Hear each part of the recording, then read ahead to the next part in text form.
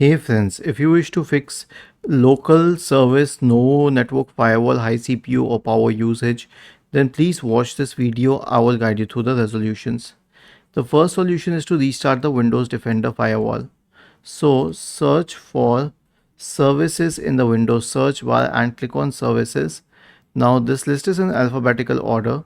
Scroll down to Windows Defender firewall, right click on it and then restart it or start it if you have the option. Mostly people might not have that option. The next solution is to update Windows when your system is idle, and make sure that each and every update is installed. I'll show the procedure first and explain the context later. Right click on the start button, select settings from the menu, go to the Windows Update tab on the list on the left hand side, select check for updates. Okay, it will need a while to update Windows.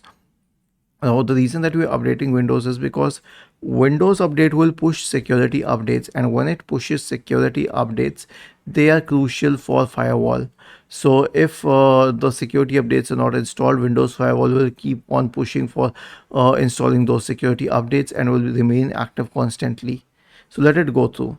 The next one is to enable and disable firewall. So search for Windows Defender Firewall.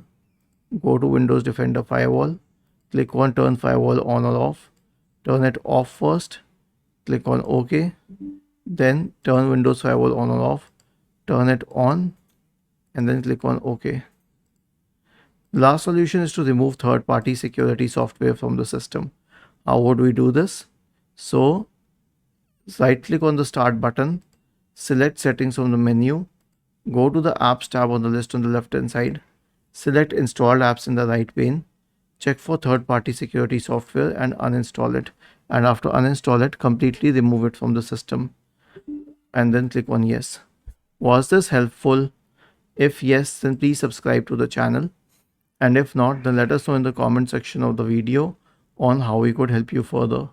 Thank you for watching this video and have a nice day.